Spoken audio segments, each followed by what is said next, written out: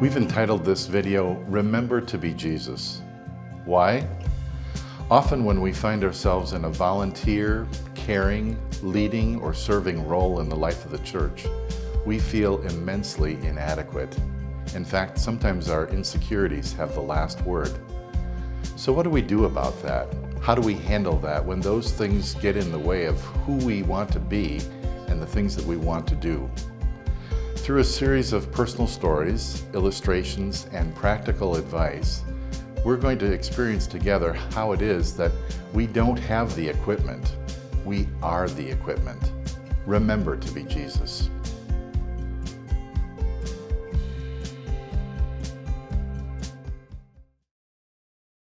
Remember to be Jesus.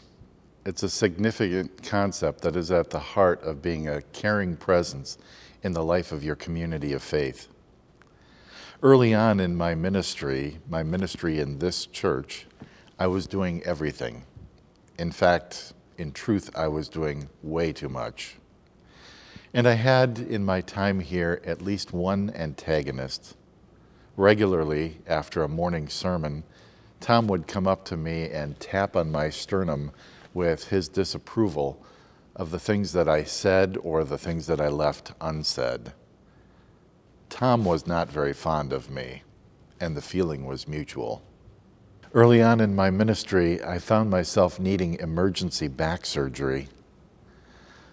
A day after the surgery, I was recovering alone in the hospital, contemplating what was going on for me. Imagine my surprise when the first person to walk into the room was Tom.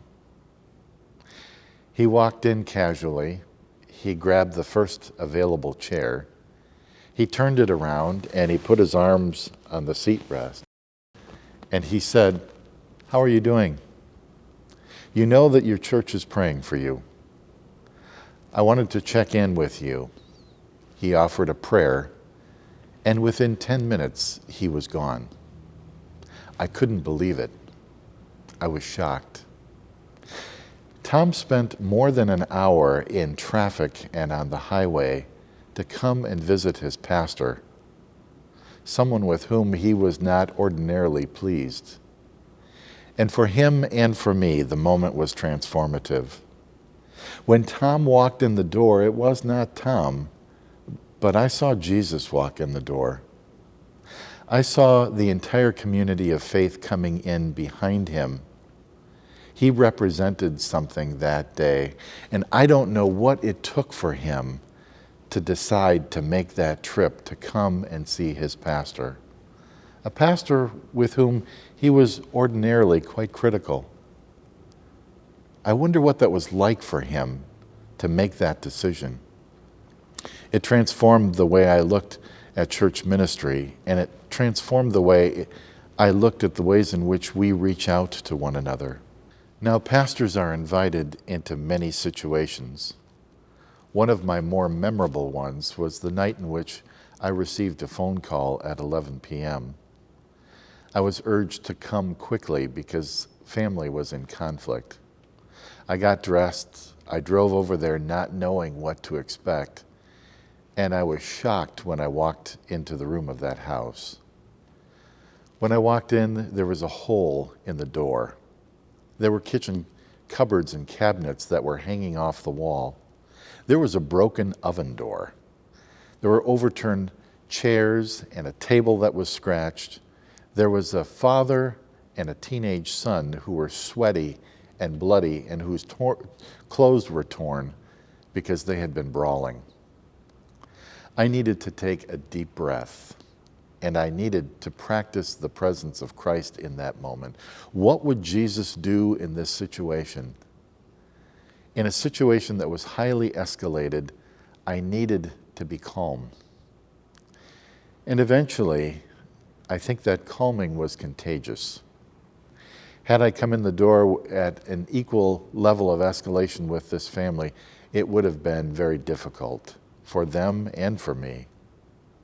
Over time, I worked with this father. He and I became friends.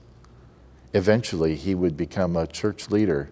He was recognized. He He moved from being an introvert and someone who did not want to talk with anyone to becoming highly engaging. Over time, he began to practice the presence of Christ in his ministry. There were people in the congregation who were touched by his interest and his inquiry, and it happened because he had experienced it for himself. Years later, it would come time for me to leave this congregation. The day before I would leave, he came into my study and he presented me with a very odd gift.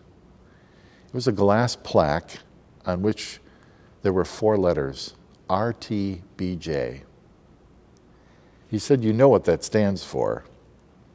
And after a moment of interpretation, I remembered. I said, "Yes, it stands for Remember to be Jesus." This is what we have been reminding one another in church community life together. We've tried to make that contagious together, and we've tried to practice it for ourselves. He said to me, when you go to your new congregation, don't forget, remember to be Jesus. And when you go there, tell them my story. Tell them what has happened to me.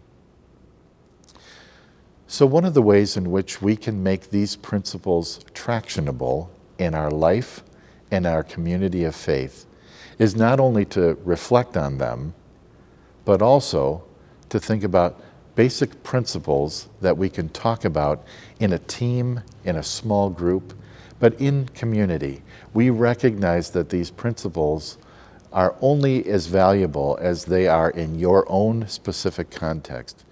So use them with one another and talk with one another about how to make them actionable.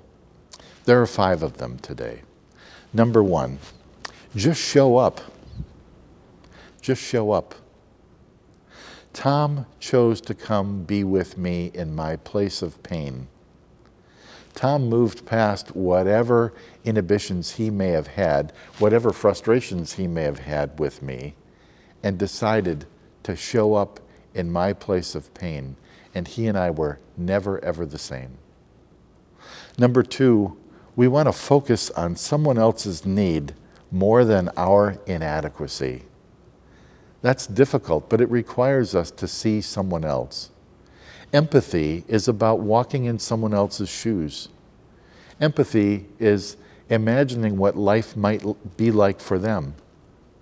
Compassion means to suffer with. Number 3, practice the incarnation, which means think about the Jesus who shows up in our world. He shows up in our neighborhood. He walks in our shoes. He puts our skin on and feels our pain. One of the reasons why we reach out to others is because God has visited us, and we are never the same because of it.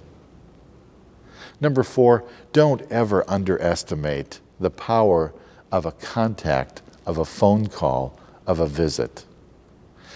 Think about what it means for you to enter into someone's life when they are hurting or when they are in pain.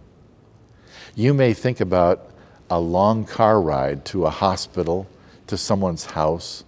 You may think about it as a long journey that is confusing and one that is filled with uncertainty. But think about all it takes is 5 minutes or 10 minutes, and people can be changed forever. Sometimes you touch a life. Sometimes by doing so, you save a life. Last, think about the ways in which we are the body of Christ together. None of us can do it alone. Oftentimes we are focused on what we don't have. So I want to say to you today, we don't have the equipment. We don't. We don't have what's necessary to meet every need. But the good news is that we are the equipment. When we show up, when we are present in someone else's life, it can make a lasting difference. So practice Jesus. Practice the presence of Christ. Reach out and initiate a contact with someone else. It doesn't have to be long. It doesn't have to be complex. but they will sense your caring heart and your desire to remind them that they are not alone. Brothers and sisters, remember to be Jesus.